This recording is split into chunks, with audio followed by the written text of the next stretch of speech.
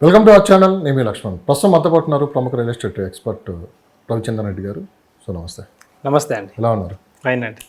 Yes, మస్తు మార్కెట్లో ఏం జరుగుతుంది? చాలామంది ఏంటంటే తక్కువ బడ్జెట్లో ఫామ్ ల్యాండ్స్ ఎక్కడ దొరుకుతాయని చెప్పి కూడా చాలామంది మమ్మల్ని ఫోన్లు చేసి అడుగుతూ ఉన్నారు. అంటే హైదరాబాద్, ఎస్పెషల్లీ హైదరాబాద్లో అంటే ఫామ్ ల్యాండ్స్ కొనాలంటే తక్కువ బడ్జెట్లో ఏ లొకేషన్లో అయితే బాగుంటుందంటే మీరు ఏం చెప్తారు?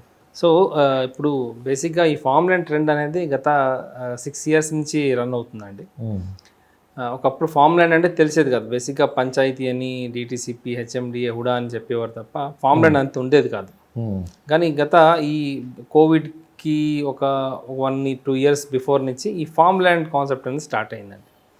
అంటే 5 గుంటాస్ 10 గుంటాస్ అట్లా మల్టిపుల్స్ ఆఫ్ 5 గుంటాస్ ప్లాట్స్ ఎక్కువగా అమ్ముతున్నారు. సో ఫామ్ ల్యాండ్ ఎక్కడ కొంటే అంటే బెస్ట్ లొకేషన్స్ ఎక్కడ తీసుకోవచ్చు అనేది నేను చెప్తానండి.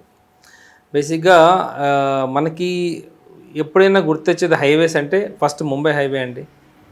సెకండ్ ఇటు శ్రీశైలం సాగర్ హైవే, 2 ప్యారలల్గా ఉంటాయి. మూడోది బెంగళూరు హైవే అండి. ఎక్కువగా ఈ లొకేషన్స్లో ఫామ్ ల్యాండ్స్ ఎక్కువగా ప్రాజెక్ట్స్ రన్ అవుతున్నాయండి. చాలా అంటే చాలా ఉన్నాయి. 10 ప్రాజెక్ట్ 20 ప్రాజెక్ట్ అట్లా కాదు, మోర్ దెన్ 100-200 ప్రాజెక్ట్స్ రన్ అవుతున్నాయండి. కొన్ని ప్రాజెక్ట్స్ ఏంటంటే ప్రీమియం సెగ్మెంట్లోకి వస్తాయి. ప్రీమియం అంటే ఫామ్ ల్యాండ్స్తో పాటు రిసార్ట్స్ ఇవ్వడం, కానీ దాంతోపాటు క్లబ్ హౌస్ ఇవ్వడం, ఇట్లా చిల్డ్రన్ ప్లే ఏరియా ఉంటుంది, ఇదొక క్లబ్ హౌస్, అమ్యూనిటీస్ అన్నీ ఉంటాయి. నార్మల్గా ఫామ్ హౌస్ ఏముంటుందంటే చిన్న నార్మల్ బీ క్లాస్ ఈ ఫామ్ ల్యాండ్స్ ఎట్లా ఉంటుందంటే ఓన్లీ ల్యాండ్స్ వరకే ఇస్తారు తప్ప వేరే డెవలప్మెంట్స్ అంతా కనబడవు మనకి. సో ఇప్పుడు తక్కువ రేట్లో ఫామ్ ల్యాండ్స్ కావాలి ప్లస్ మంచి బెనిఫిట్స్ కావాలనుకుంటే ఎక్కువగా ఇప్పుడు ఇటు మన జహీరాబాద్, నారాయణఖేడ్ వైపు ఎక్కువ ప్రాజెక్ట్స్ వస్తున్నాయి. అక్కడ మనకి నాకు తెలిసి ఒక 6-7 lakhsలో ఒక 5 గుంటాస్ అంటే దాదాపుగా 600 చిల్లర గజాలు, 605 గజాలు అనుకుంటానండి. 605 square yards మినిమం ఉంటుంది సైజు. దొరికేస్తుందండి, 7 lakhs లోపల దొరికేస్తుంది. ఓకే, ఇది నారాయణఖేడు అంటే కొంచెం దూరం, సిటీకి కొంచెం 120-130 kilometers ట్రావెల్ చేయాలండి.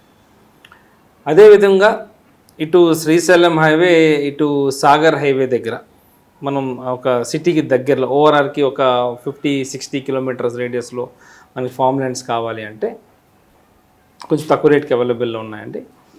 ఇక్కడ ఏంటంటే గజం అరౌండ్ ఒక 4,000 rupees 5,000 rupees మధ్యన దొరికేస్తున్నాయండి. సో అట్లా చూసుకుంటే అంటే మినిమం ఒక 5 గుంటాస్ మనం చూసుకుంటే ఒక 25 lakhs అట్లా అవుతుందండి. లేదు బెంగళూరు హైవే కావాలి అనుకుంటే కొన్ని ప్రాజెక్ట్స్ నేను రీసెంట్గా ఐడెంటిఫై చేశానండి. సో వాళ్ళు ఏంటంటే గజం 2,000-2,300కి ఇచ్చేస్తారు. ఓకే, అంటే ఒక 605 గజాలు తీసుకున్నాం అనుకోండి, ఒక 12,50,000కి మనకి ఒక ఫామ్ ల్యాండ్ వచ్చేస్తుంది. అంటే నా కాన్సెప్ట్ ఏంటంటే ఫామ్ ల్యాండ్ తీసుకోవాలి. ఫామ్ ల్యాండ్స్ ఎప్పుడు మనకి హైవే మీద ఉండవండి. హైవే నుంచి ఒక 2-3 kilometers రేడియస్లో ఉంటే పర్వాలేదు.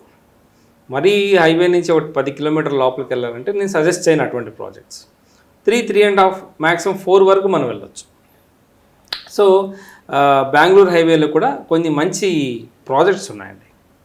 మంచి ప్రాజెక్ట్స్, పెద్ద పెద్ద ప్రాజెక్ట్స్ చేస్తున్నారు. ఇటు ముంబై హైవే, ఇది కాకుండా ఇటు మన వికారాబాద్ వైపు కూడా చాలా ప్రాజెక్ట్స్, ఫామ్ ల్యాండ్ ప్రాజెక్ట్స్ అమ్మేశారు. ఓకే, ఒకప్పుడు చాలా తక్కువ రేటు ఉండాలి, ఇప్పుడు అప్రిషియేషన్ బాగా వచ్చిందండి. అంటే చిన్న ఎగ్జాంపుల్ చెప్తాను మీకు. ఒక గుంట అంటే 121 square yards అండి. నాకు తెలిసిన క్లయింట్ ఒకళ్ళు తీసుకున్నారు. ఎప్పుడు ఒక 2019-18 ఆ రేంజ్లో ఫామ్ ల్యాండ్ ఎక్కడ వికారాబాద్ కాదు, చేవెళ్ళ దగ్గర తీసుకున్నారండి. చేవెళ్ళ సర్కిల్ నుంచి ఒక 4 kilometers ఉంటుంది. సో మేము పర్సనల్గా నాకు చూపిస్తామని చూపించారనమాట. వాళ్ళు ఎంతకు తీసుకున్నారంటే దాదాపుగా ఒక గుంట 4 లక్షలు తీసుకున్నారండి. ఈరోజు అదే గుంట ఒక గుంట తీసుకోవాలంటే 10 లక్షలు ఉందండి. ఓకే, సో ఫామ్ ల్యాండ్స్ కూడా అప్రిషియేషన్ అవుతున్నాయండి బాగానే. ఇంకా ఫ్యూచర్లో ఇంకా బాగుంటుంది. ఎందుకంటే జనాలు ఏంటంటే కొంచెం పెద్ద ఎక్స్టెంట్ ల్యాండ్ కావాలి. మరి 100 గజాలు 200 గజాలు కాకుండా ఒక 500 పెద్ద ఎక్స్టెంట్, ఒక కొంత రోడ్డు పోయినా మనకి అట్లీస్ట్ మనకి ఒక 520 గజాలు 530 గజాలు మిగులుతుందండి, which is a good big size. ఫ్యూచర్లో ఎప్పుడైనా ఫామ్ హౌస్ గట్రా కన్స్ట్రక్ట్ చేసుకోవడానికి బాగుంటుంది. అంటే ఫ్యూచర్ ఎలా ఉంటుంది ఫామ్ ల్యాండ్స్ కొన్న వాళ్ళకి? బాగుంటుంది, డెఫినెట్గా బాగుంటుంది. చూడండి, చిన్న ఎగ్జాంపుల్ చెప్తాను. ఒకప్పుడు అంటే మన ఇప్పుడు ఫామ్ ల్యాండ్ కాన్సెప్ట్ వచ్చింది కాబట్టి మనం దాని గురించి మాట్లాడుతున్నాం. ఒకప్పుడు ఇటు పటాన్చెరుకి ఒక 1-2 కిలోమీటర్ రేడియస్, ఇటు ఓఆర్ఆర్కి 3-4 కిలోమీటర్ రేడియస్లో ల్యాండ్స్ అమ్మారండి. అప్పట్లో 5 గుంటలు 10 గుంటలు ల్యాండ్స్ అమ్మారు, చాలా వరకు కొన్నారండి. అప్పట్లో వాళ్ళు ఫామ్ ల్యాండ్స్ కింద కొన్నారు, కానీ ఈరోజు అది ఆల్మోస్ట్ రెసిడెన్షియల్ జోన్ కింద కౌంట్ అవుతుందండి. సో ఇప్పుడు ఏం చేస్తున్నారు, కన్వర్షన్స్ చేసుకొని వాళ్ళు అపార్ట్మెంట్స్ విల్లాస్ కడుతున్నారండి. Okay. So yeah, it's right time to invest అని చెప్పొచ్చు ఫామ్ ల్యాండ్స్. ఏంటి ఈ వీకెండ్ హోమ్స్, సెకండ్ హౌస్ అనే కాన్సెప్ట్ కొత్తగా హైదరాబాద్లో ఇప్పుడు బాగా వినిపిస్తుంది. అవునండి. సో ఏంటి ఈ సెకండ్ హౌస్ అనే కాన్సెప్ట్ అనేది ఎప్పటి నుంచి మొదలైంది? ఎస్. సో ఇది కూడా మన వేరే కంట్రీస్ లాగా ఇక్కడ కూడా ఏమన్నా ఎస్ సెకండ్ హౌస్ మీద ఏమన్నా కొత్తగా? అంటే వేరే కంట్రీస్ అనే కాదండి, ఇది నాకు తెలిసి ఒక 20 years బిఫోరే ముంబై, ఢిల్లీ ఇటువంటి సిటీస్లో ఈ సెకండ్ హౌస్ కాన్సెప్ట్ ఉండేదండి. సెకండ్ హౌస్ అంటే వీకెండ్ హోమ్స్ అని చెప్పి, వీకెండ్ హోమ్స్ అనొచ్చు, లేదా గెస్ట్ హౌస్ అనుకోవచ్చు. ఈ మధ్య బాగా హైదరాబాద్లో ట్రెండ్ అవుతుందండి, బాగా అవుతుంది. ఏంటి అసలు దీని కాన్సెప్ట్ ఏంటి? మీకు ఎగ్జాంపుల్ చెప్తాను. ఈవెన్ ఈ ముంబై, ఢిల్లీలో ఒక 20 years బిఫోరే చాలా జనాలు ఏం చేశారంటే, ఒక సిటీకి ఒక 100 కిలోమీటర్, ఒక 80 కిలోమీటర్ రేడియస్లో చాలా ఫామ్ హౌసెస్ కొన్నారండి. అంటే వాళ్ళకి సెకండ్ హౌస్ అనమాట. ఆల్రెడీ మెయిన్ ఇక్కడ సిటీలో ఉండడానికి ఇల్లు ఉంటుంది. సో వీళ్ళు ఏం చేస్తారంటే ఫ్యామిలీతో కానీ ఫ్రెండ్స్తో కానీ ఈ వీకెండ్స్ ఎస్కేప్ అయిపోతారండి. ఉండరు, సిటీలో ఉండరు, వాళ్ళు ఫామ్ హౌస్కి వెళ్ళిపోతారు. అక్కడ ఫ్యామిలీతో వెళ్తారు, ఒక 2 days ఉంటారు, సిటీకి దూరంగా, బిజీ లైఫ్కి దూరంగా ఫ్యామిలీతో ఎంజాయ్ చేస్తారు, ఫ్రెండ్స్తో ఎంజాయ్ చేస్తారు. సో అటువంటి వాళ్ళు ఏంటంటే ఎక్కువగా ఇటువంటి ప్రాపర్టీస్ మీద ఇన్వెస్ట్ చేస్తారు. బేసిక్గా చూడండి, ఇప్పుడు ఈ ట్రెండ్ ఎక్కువగా మనకి పార్టీ ట్రెండ్స్ అనేది ఎక్కువగా ఈ సాఫ్ట్వేర్ ఇంజనీర్స్లో ఎక్కువగా ఉంటుందండి. సో ఎక్కువగా ఈ సాఫ్ట్వేర్ పీపుల్ ఎక్కువగా ఇన్వెస్ట్ చేస్తున్నారండి. ఈవెన్ ఐ హావ్ సీన్ చాలా ప్రాజెక్ట్స్ చూశానండి. ఎక్కడంటే ఇటు చేవెళ్ళ దగ్గరలో చాలా వీకెండ్ హోమ్స్ ఉన్నాయండి. ఈవెన్ మనకు తెలిసిన బాగా సిటీకి దగ్గర ఉన్న ప్లేస్ శంకర్పల్లి అంటే మొత్తం దాదాపు ఫామ్ హౌస్. ఎస్, శంకర్పల్లి అంతా ఫామ్ హౌస్ అండి. ఈరోజు శంకర్పల్లిలో నేను ఒక సెకండ్ హోమ్ అంటే నాకు వీకెండ్ హోమ్ కొనుక్కోవాలంటే 1,20,00,000 నుంచి స్టార్ట్ అండి. 10 కోట్ల వరకు ఉన్నాయి. 10 కోట్ల వరకు, కానీ 1,20,00,000 కూడా దొరికేస్తున్నాయి. అంటే ఒక మంచి కమ్యూనిటీ నేను చెప్తుంది. కమ్యూనిటీ అంటే మనకి club house, swimming pool, even మనకి ఇంట్లో ఉన్న ఫెసిలిటీస్ అన్నీ అక్కడ ఉంటాయండి. ఈవెన్ మార్కెట్స్ కూడా ఉంటాయి, సూపర్ మార్కెట్స్లో కూడా ఉంటాయి. కానీ ఇన్వెస్టర్స్ సిటీలో కొనడానికి ఎక్కువ ఇష్టపడుతున్నారా, సిటీ అవుట్స్కర్ట్స్లో కొనడానికి ఎక్కువ ఇష్టపడుతున్నారు? మీరు ఏం చెప్తారు? ఈ వీకెండ్ హోమ్స్ అండి, ఈ బిజీ లైఫ్ నుంచి బయటకు వెళ్దాం అనుకుంటారండి. ఇప్పుడు సిటీలో ఉంటే అదే బిజీనెస్ ఉంటుంది, అదే ట్రాఫిక్ ఉంటుంది, అదే జనాలు ఉంటారు. వీకెండ్ హోమ్స్ అంటే జనాలకి కొంచెం దూరంగా ఉండి రిలాక్స్గా ఒక 2 days ఫ్యామిలీతో ఎంజాయ్ చేయాలి, ఫ్రెండ్స్తో ఎంజాయ్ చేయాలని వెళ్తారండి. కానీ ఎంతమంది ఉంటారు సార్? అంటే దాదాపు సిటీలో 1,50,00,000 మంది ఉన్నారు. ఇట్లా సిటీ హైదరాబాద్ వరకు మాట్లాడుకుందాము. ఇట్లా సిటీకి దూరంగా ఉందామని ఆలోచన ఎంతమందికి ఉంటుంది? మీకు కొన్ని కాల్స్ వస్తూ ఉంటాయి, మార్కెట్లో మీరు అసలు ఏం జరుగుతుందో మీరు చూస్తూ ఉంటారు. బేసిక్గా ఆ మైండ్ సెట్ ఎంతమంది? అంటే నాకు కాల్స్ అని చెప్పారు చూసారా, సో నాకు తెలిసి ఒక 30 calls ఒక కస్టమర్ అయితే అడుగుతారండి.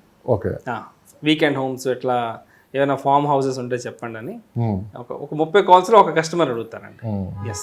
సో ఇప్పుడు తక్కువ బడ్జెట్లో అయితే మనకి ఉన్నాయండి, అవైలబుల్లో ఉన్నాయండి. మీకు చెప్పాను శంకర్పల్లి అంటే 1,20,00,000 నుంచి 10 కోట్ల వరకు ఉన్నాయండి. మంచి ప్రాజెక్ట్స్. 10 కోట్లని తక్కువ బడ్జెట్ కాదు, అంటే సెగ్మెంట్ అండి. సెగ్మెంట్ 1,20,00,000 అంటే బడ్జెట్ బట్టి మిడ్ సెగ్మెంట్ వాళ్ళు తీసుకుంటారు. ఒక 2 లక్షలు 3 లక్షలు మంత్లీ ఇన్కమ్ ఉన్న వాళ్ళు. అది 10 కోట్లు అనుకోండి, కొంచెం బిగ్ షాట్స్ తీసుకున్న అటువంటి ప్రాజెక్ట్స్ ఉన్నాయండి. అంటే మీరు ఎప్పుడైనా చూడండి, వీకెండ్ హోమ్ ఎట్లా ఉండాలంటే ఒక 2 bedroom, దానికి ఏమంటారంటే బేసిక్గా విల్లాస్ అంటారు. విల్లాస్ అంటే not exactly villas, studio villas అంటారండి.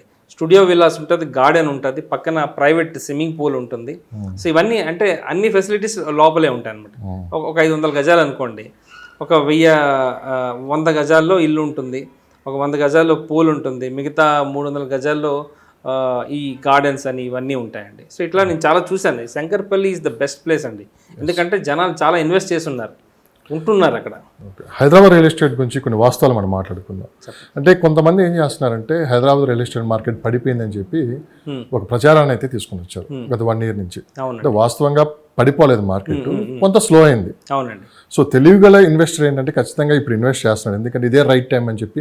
పీక్లో ఉన్నప్పుడు రేట్లు ఎలా ఉంటాయో మనకు తెలుసు, కొంచెం స్లోగా ఉన్నప్పుడు కొంచెం మార్కెట్ అయితే దిగొచ్చి ఉంటుంది, ఎంతో కొంత రేట్లు అయితే తగ్గుతాయి. తెలివిగల ఇన్వెస్టర్స్ అయితే ఇప్పుడే మంచి ప్లేసెస్ తీసుకుంటున్నారు. ఎట్లదనగా ఒక 6 months 7 months మార్కెట్ అయితే మళ్ళీ మొదట్లో ఏ విధంగా ఉందో ఆ విధంగా పుంజుకునే అవకాశం ఉందని చెప్పి ట్రేడ్ వర్గాలు చెప్తున్నాయి. వాస్తవంగా గ్రౌండ్ లెవెల్లో అసలు రియల్ ఎస్టేట్ పరిస్థితి ఏంటి? సో బేసిక్గా మనం ఈ ఎలక్షన్ ఎఫెక్ట్ అయితే చూసామండి. మరి అంతగా ఎక్కువగా ఎఫెక్ట్ అవ్వలేదు ఆనెస్ట్లీ. మార్కెట్ అయితే బాగానే ఉంది, జనాలు రిజిస్ట్రేషన్స్ కూడా బాగానే అవుతున్నాయి. రిజిస్ట్రేషన్స్లో ఒక 20-25% డౌన్ వచ్చింది. బట్ అగైన్ మళ్ళీ మార్కెట్ పుంజుకుందండి. ఓకే, ఇప్పుడు ఆంధ్ర కొత్త గవర్నమెంట్ ఫామ్ అవుతుంది, ఇన్వెస్ట్మెంట్స్ అక్కడ వస్తాయి, that is true. But Hyderabad market అనేది ఎప్పటికీ ఒకేలాగా ఉంటుందండి. అది ఏ మార్కెట్తో సంబంధం లేకుండా.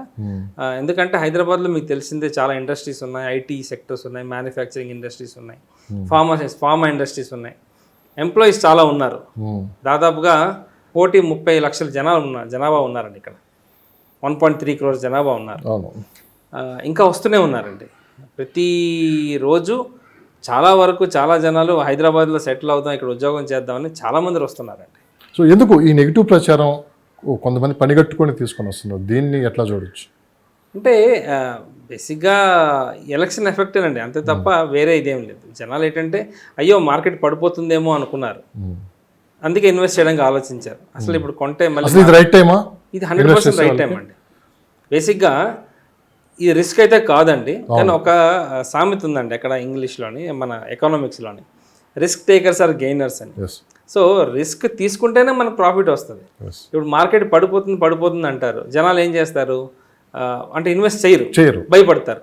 అలాంటి ఇన్వెస్ట్ చేస్తారు. ఇప్పుడు దాని తర్వాత ఏమవుతుంది, సడన్గా మార్కెట్ పెరిగిపోతుందండి.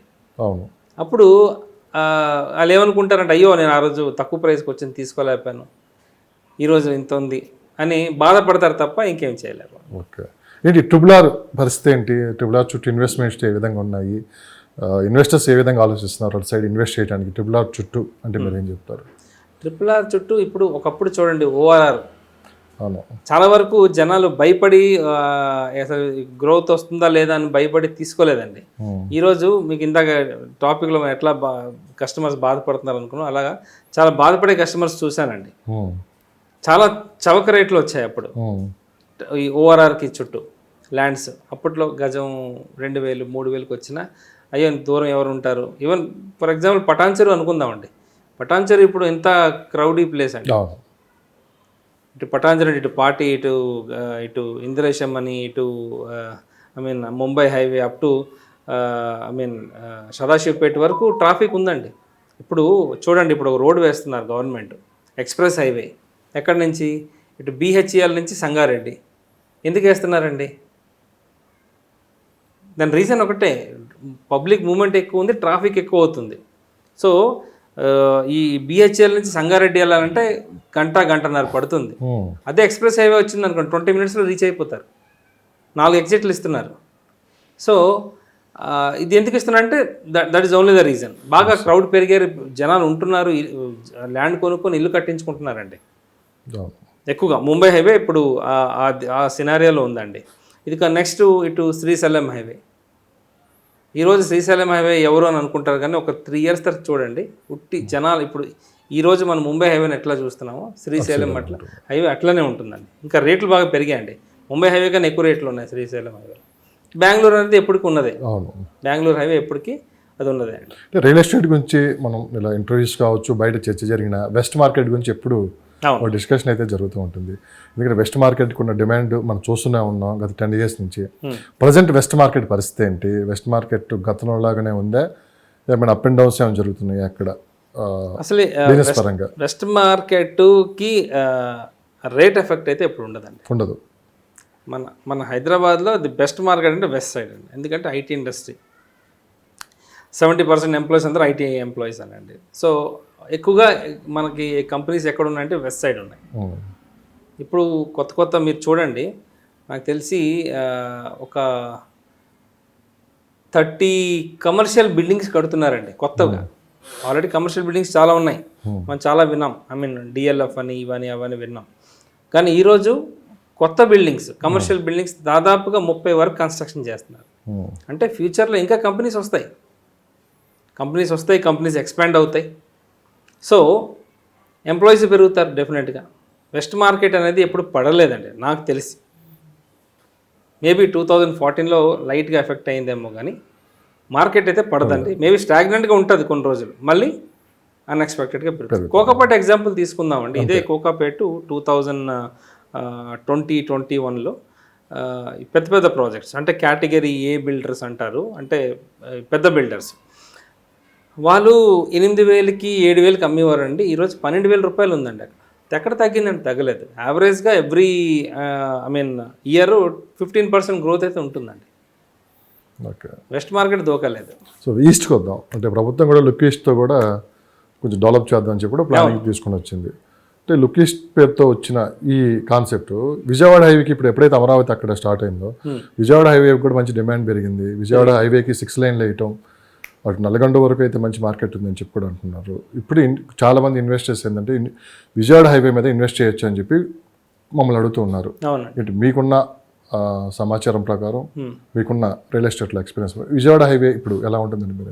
విజయవాడ హైవే అంటే నాకు తెలిసి లాస్ట్ ఇయర్ ఏమి లేదండి విజయవాడ హైవే, అంత ఇన్వెస్ట్మెంట్స్ లేవు. ఈ ఇయర్ మొత్తం, ఈ ఇయర్ అసలు ఎంక్వైరీస్ చాలా ఎక్కువ వస్తున్నాయండి. అవును, ఎక్కువ వస్తున్నాయి. ఫస్ట్ థింగ్ ఏంటంటే రెండు గవర్నమెంట్స్ కలిసి వర్క్ చేస్తున్నారు. ఎగెనెస్ట్ గవర్నమెంట్స్ కాదు, కలిసి గ్రో అవుదాం అనుకుంటున్నారు. సో 2 గవర్నమెంట్స్కి కనెక్ట్ అయ్యే రోడ్డు విజయవాడ హైవే అండి.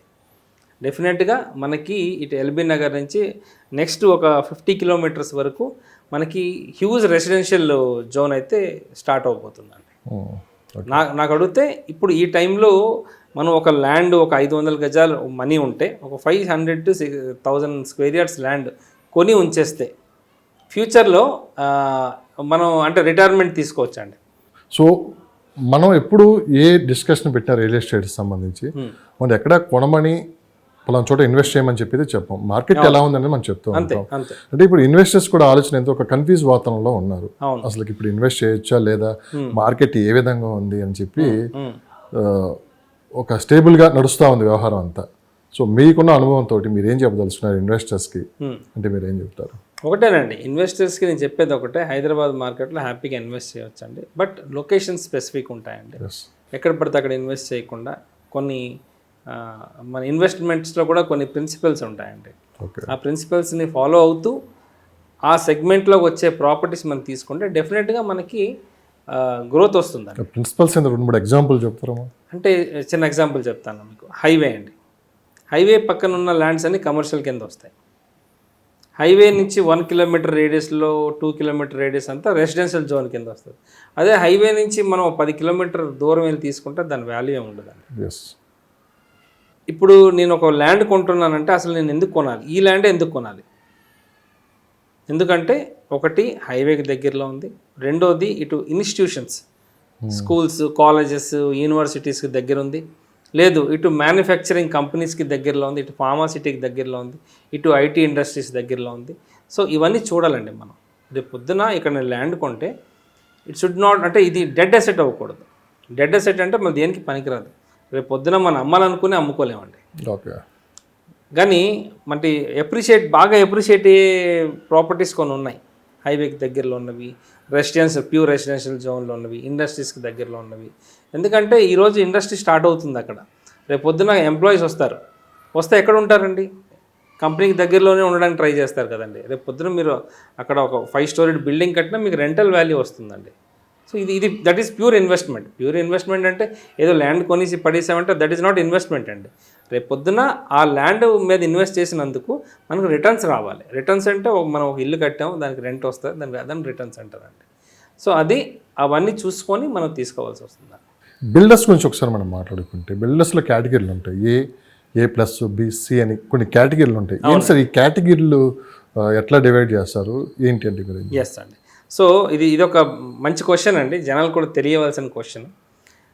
మీరు అన్న category A+, A, B+, B, C+. Yes. So category A+ అంటే ఇది మన మన స్టేట్కి ఇండియాకి టాప్ 10 టాప్ 20లో వచ్చిన బిల్డర్స్ ఉంటారండి. ఓకే. A+. A+. బేసిక్గా మన టర్మ్స్ ప్రకారంగా పేర్లు నేను డిస్క్లోజ్ చేయకూడదు. ఓకే. సో ఈ బిల్డర్స్ ఏంటంటే అల్ట్రా లగ్జరీ సెగ్మెంట్ ఎక్కువగా కన్స్ట్రక్ట్ చేస్తారు. ఓకే. వాళ్ళు కన్స్ట్రక్ట్ చేస్తున్న ప్రతిదీ కూడా అల్ట్రా లగ్జరీ సెగ్మెంట్కి వస్తుందండి. Ultra luxury segment plus pricing కూడా చాలా ఎక్కువ ఉంటుందండి. మార్కెట్లో ఫర్ ఎగ్జాంపుల్ SFT 10,000 నడుస్తుందంటే వాళ్ళు 12,000కి అమ్ముతారు. ఎందుకంటే వాళ్ళు ఇచ్చిన క్వాలిటీ అదే విధంగా ఉంటుంది, వాళ్ళ కన్స్ట్రక్షన్ వాల్యూ ఎక్కువ ఉంటుంది, ప్లస్ ఫెసిలిటీస్ చాలా ఎక్కువ ఇస్తారండి. ఓకే. అది అల్ట్రా లగ్జరీ సెగ్మెంట్ కింద వస్తుంది. అంటే 50 స్టోరేజ్ బిల్డింగ్ కట్టడం, ఒక 100 నుంచి 200 ఎమ్యూనిటీస్ ఇవ్వడం, రైట్ అండి. ఇది కాకుండా అదర్ ఫెసిలిటీస్ ఇస్తారు. అంటే అంబులెన్స్ అని, ఈవెన్ బస్సెస్ కూడా చాలా వరకు ఇంట్రడ్యూస్ చేశారండి. కొన్ని ప్రాజెక్ట్స్ చూశాను, ఆ ప్రాజెక్ట్ నుంచి హైటెక్ సిటీ వరకు బస్సు వెళ్ళి వస్తుంటాయి. ఆ వాళ్ళకే పర్టికులర్గా ఆ సొసైటీలో ఉన్న వాళ్ళే ఆ సర్వీసెస్ని యూజ్ చేస్తారు. ఇవన్నీ మనకి కేటగిరీ A+ బిల్డర్స్లో A+ ఎక్కువ డిఫరెన్స్ ఏం లేదండి. కానీ వీళ్ళందరూ ఏంటంటే నోట్లో ఉంటాయి పేర్లు. కేటగిరీ A+ బిల్డర్స్ ఏంటంటే పేర్లు నోట్లో ఉంటాయి. అయ్యో ఈ ప్రాజెక్ట్ ఈ పెద్ద బిల్డర్ అని ప్రతి ఒక్కరికి తెలుస్తుంది. బట్ కేటగిరీ B ఏంటంటే పబ్లిక్లో అంత తెలియదండి. ఓకే.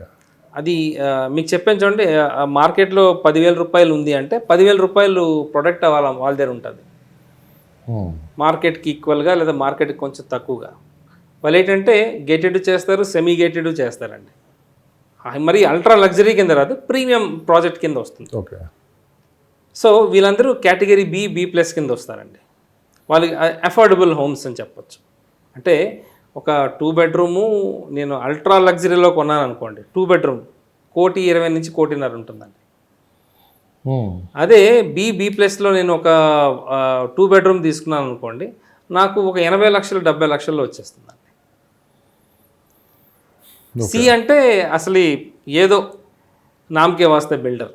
సో వీళ్ళని ఎలా గుర్తించాలి అంటే చాలా మందికి తెలియదు కదా. తెలియదు. మరి ఎట్లా మరి మనం ఇది మీకు చెప్పాను కదా, ఇన్వెస్టర్ ప్రాజెక్ట్ని బట్టి అంటే మరి వీళ్ళు మెన్షన్ చేస్తారు A+, A, B ఈ కేటగిరీ కాంట్రాక్టర్లు అని చెప్పి. ఎస్, డెఫినెట్గా ఈవెన్ బ్రౌచర్లో కూడా మెన్షన్ చేస్తారండి. A+ construction, A+ category construction. Okay. మన కన్స్ట్రక్షన్ వాళ్ళు ఇస్తున్న అంటే చూడండి, బిల్డింగ్ ఎవరైనా కడతారండి.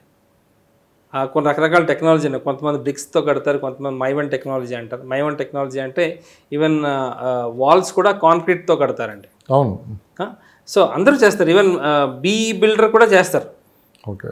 ఓకే అండి. దాంట్లో క్వాలిటీ మ్యాటర్ ఉంటుంది. వాళ్ళు ఇస్తున్న శానిటరీ ఐటమ్స్ అంటే వెస్ట్రన్ కామర్స్లో కూడా చాలా రకాలు ఉన్నాయి. చీప్ బ్రాండ్స్ ఉన్నాయి, కాస్ట్లీ బ్రాండ్స్ ఉన్నాయి, ట్యాప్స్ ఉంటాయి, వైర్స్ ఉంటాయి, ఈ స్విచ్చెస్ ఉంటాయి. సో ఇప్పుడు ఫర్ ఎగ్జాంపుల్ ఈ హోమ్ ఆటోమేషన్ అంటారు.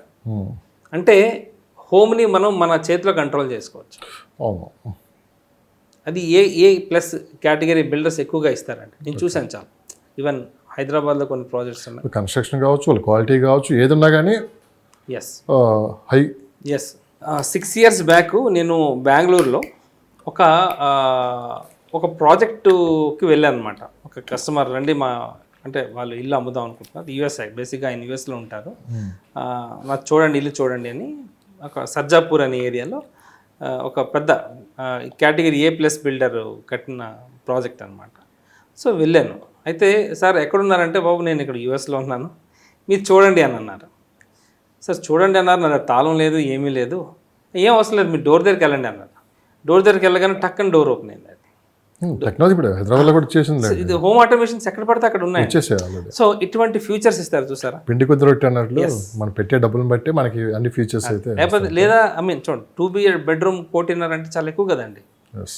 ప్రాపర్టీ మేనేజ్మెంట్ గురించి మీరు ఆల్రెడీ తెలిసే ఉంటుంది. అవునండి. అది ఎక్కువ అమెరికా కావచ్చు, ఇట్లా ఈ వేరే కంట్రీస్లో బాగా ప్రాచుర్యంలో ఉన్నాయి.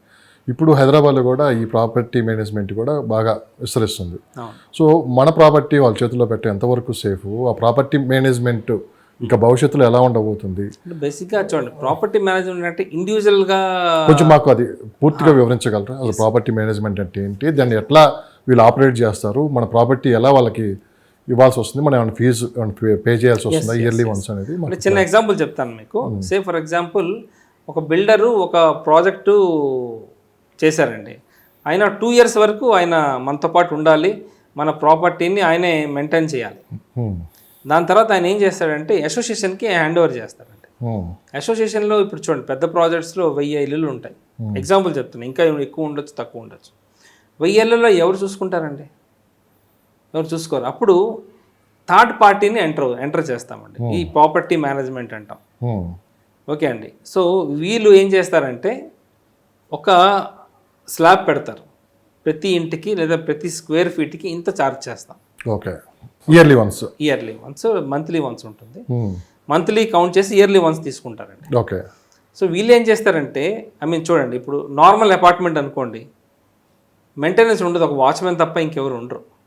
కానీ ఈ పెద్ద ప్రాజెక్ట్స్లో సెక్యూరిటీ ఉండాలి, సీసీ కెమెరాస్ ఉండాలి, ఏమైనా ఈ వాటర్ ఇష్యూస్ ఉంటాయి చూడండి, ట్యాప్స్ ఏమైనా ప్రాబ్లం ఉంటే ప్లంబర్ ఉండాలి, ఎలక్ట్రికల్ ఇష్యూస్ వస్తే ఎలక్ట్రీషియన్ ఉండాలి, లిఫ్ట్ మెకానిక్ ఉండాలి. వీళ్ళందరూ వాళ్ళ అండర్లో ఉంటారు. సో వన్ స్టాప్ సొల్యూషన్ అని చెప్పొచ్చు. బాగుంటుంది. అసలు ఎంటైర్ ప్రాజెక్ట్కి ఎటువంటి ప్రాబ్లం వచ్చినా దానికి సంబంధించిన సర్వీస్ పర్సన్ ఆ మేనేజ్మెంట్ దీంట్లో ఉంటారనమాట. వెంటనే వితిన్ ఫ్రాక్షన్ ఆఫ్ మినిట్స్లో వాళ్ళు వచ్చి క్లియర్ చేసి వెళ్ళిపోతారండి. సో అది ఉండడం మంచిదే. సో అంటే మనం ఏదైనా బయట ఎక్కడన్నా ఒక 30-40 kilometers 50 kilometers ఓ ప్లాట్ కొన్నా కానీ సేమ్ వాళ్ళకి అప్పు చెప్తే ఏంటంటే మనం రోజు వెళ్ళి చూసుకోలేము. అవును, కంప్లీట్గా ఇయర్లీ వన్స్ పెడతారు సార్, సెక్యూరిటీ అనేది పెడతారు. సెక్యూరిటీ పెడతారు, కంప్లీట్ వాళ్ళ బాధ్యత. మనం పే చేస్తూ ఉంటాం, ఎవడన్నా ఆక్రమిస్తాడా లేకుంటే కబ్జా చేస్తారా ఇవన్నీ లేకుండా. సో మన ప్రాపర్టీ ఎప్పటికప్పుడు కావాలంటే డీటెయిల్స్ కావాలంటే పంపిస్తూ ఉంటారు, అవసరం తీసుకుని పోయి చూపిస్తుంటారు. సో అది ఫ్యూచర్లో ఎలా ఉంటుంది ఈ ప్రాపర్టీ మేనేజ్మెంట్? అది ఇప్పుడు చూడండి చిన్న చిన్న ఇళ్ళకి అయితే అవసరం లేదండి, బట్ ఈ పెద్ద చూడండి ఇల్లులు ఉంటాయి, బట్ పెద్ద ఎవరు కబ్జా చేయలే కదండి, చిన్న చిన్న కబ్జాలు ఎక్కువ అవుతూ ఉంటాయి. చిన్న వాటికైతే ఎఫర్ట్ చేయాలండి.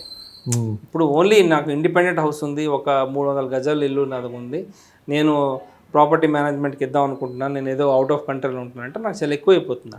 ఎందుకంటే ఒక సెక్యూరిటీకే దాదాపుగా 15-20 వేలు ఇవ్వాలండి, 2 times వస్తారు. సో ఇంకా ఎక్కువ ఉంటుంది, 25,000 ఉంటుంది ఒక్క సెక్యూరిటీకి.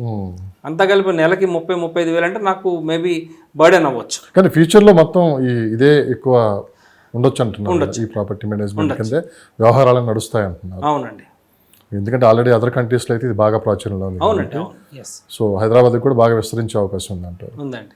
Okay, thank you sir, thank you, well time, ధన్యవాదాలు. నమస్తే.